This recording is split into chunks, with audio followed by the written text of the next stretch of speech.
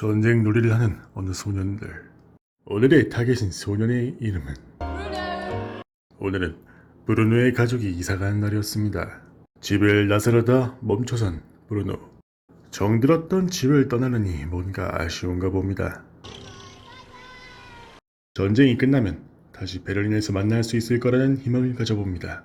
그렇게 브루노의 가져온 기차를 타고 밤낮을 달려 산과 들을 넘어서 새로 살게 될 폴란드의 어느 낯선 시골에 도착하게 됩니다. 방 창문에서 브루노는 뭔가를 발견하는데요. 여러 건물이 모여있는 곳이었습니다. 브루노는 아버지에게 잠옷을 입은 농부들이 창밖에서 보인다고 질문을 하는데요. They're not really people.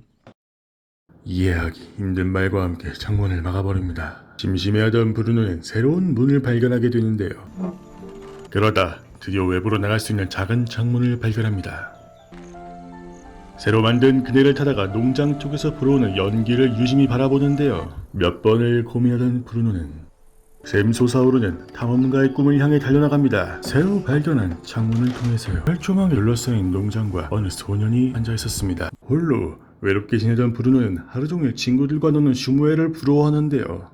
슈무엘에게 초콜릿을 주기 위해 냅다 다 가져가 버리는 브루노. 하지만 무슨 일이 있는지 슈무엘이 보이지를 않는군요. 첫날 엄마가 나가자마자 농장으로 쏜살같이 달려나갑니다. They're not pajamas. 군인들이 옷을 모두 빼앗아가서 입을 옷이 이것뿐이라고 설명해줍니다. Why? What have you done? I'm a Jew. The aim of the Jew is to become the ruler of humanity. The Jew is not creative but destructive. Thousands of Germans have been made poor by the Jew. 뭔가 이상하다고 생각이 든 브루노는 이 자리를 뜹니다. Bye then. Bye. 어디선가 나는 이상한 냄새에 그녀는 주위를 살피는데요. They smell even worse when they burn, don't they? 새까만 연기가 그것을 증명하듯이 피어오르고 있었습니다. 남편이 이 끔찍한 곳의 책임자라는 사실에 크게 분노하는데요. 하지만 그녀의 남편은 심각하게 나치즘에 빠져 있었습니다. 한편 브루노는 누나를 통해서 그곳이 농장이 아니라 유대인 수용소라는 걸 알게 되는데요. 한동안 수용소를 가지 않던 브루노는 집에서 슈무엘을 보고 몹시 반가워하는데요. 배고파했던 슈무엘에게 빵을 건네며 흐뭇하게 바라보는데요. 그러다 곧 들러중이에게 들키고 맙니다. No, sir. He gave it to me. 그가 윽박지르자 두려웠던 브루노는 그만 슈무엘을 배신하고 하지만 얼마 지나지 않아 몹시 괴로워하며 후회하는데요. 뒤늦게라도 상황을 돌려보려 했지만 너무 늦었었죠. 몇 번을 찾아갔지만 슈무엘은 보이질 않았습니다. 며칠 뒤 슈무엘을 만나게 됩니다. 다친 슈무엘이었죠. 브루노는 진심을 다해 슈무엘에게 사과합니다. 화가 났지만 그를 용서하기로 합니다. 갈등을 겪은 그들의 우정은 더욱 돈독해져만 갑니다. 집에 돌아오는 길, 엄마의 상태가 뭔가 이상합니다. 상당히 불만족스러운 얼굴의 아버지.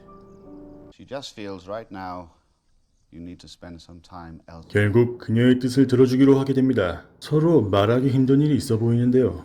슈무엘은 아버지가 사라져서 몹시 불안한 상태였죠. That would have done it, wouldn't it? Helping you find your dad. 삽을 가져와 판에서 안으로 들어갈 계획을 세웁니다. 슈무엘이 옷을 가져오기로 하고 함께 슈무엘의 아버지를 구하기로 하죠. 다음날 브루노는 슈무엘과 함께 먹을 대형 샌드위치를 챙깁니다. Can I go and play on the swing? 곧 떠나야 하니 아들의 부탁을 들어줍니다. 우정을 위해 슈무엘에게 달려가는 브루노. 옷을 겹쳐 입어온 깨돌이 슈무엘. 같아진 서로를 보며 몹시 즐거워 보이는 듯한 브루노와 슈무엘. 둘만의 모험이 시작되었습니다. 이곳은 뭔가 이상합니다. 몰래 보던 선전물 속의 유대인 수용소는 너무나 달랐던 것이었죠. 무서운 주변 환경과 신음소리, 죽어가는 사람들의 몰골에 공포를 느끼는데요. Is the ideal place for friends and families to join together for a hearty and nutritious. 한편 뒤늦게 브루노가 집안에 없는 걸 알게 된 가족들. 그네에 있어야 할 브루노가 보이질 않습니다. 브루노와 슈무엘은 영문도 모른 채 밖으로 끌려 나옵니다.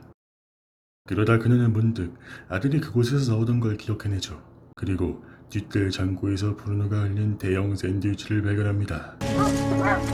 서둘러 브루노를 찾으러 나서는 가족들. 엎친 데 덮친 격으로 장대비가 쏟아지기 시작합니다. 두려움에 떨고 있는 브루노. 부인들은 그들을 지하실로 내몹니다. 옷을 벗으라는 명령에 주섬주섬 움직이는 그들과는 달리 브루노는 당황해합니다. 다들 이게 무슨 일인지 불안해하는데요. 누군가 샤워라고 외치자 그제서야 다들 안도합니다. 알몸으로 샤워실에 들어가는 유대인들과 브루노. 방독면을 쓴 군인이 그들에게 어떤 가루를 뿌립니다. 의지할 게 둘뿐인 8살 소년들은 서로의 손을 꼭 잡아봅니다. 그리고 이내 잠잠해지는 샤워실. 방독면을 쓴 군인이 상황이 종료되었는지 정리를 하는데요.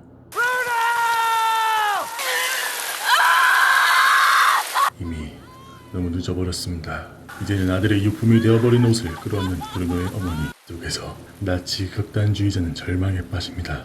침묵을 지키는 젊은 밖에 널브러진 옷가지들이 참혹한 방안의 모습을 대신하고 있습니다.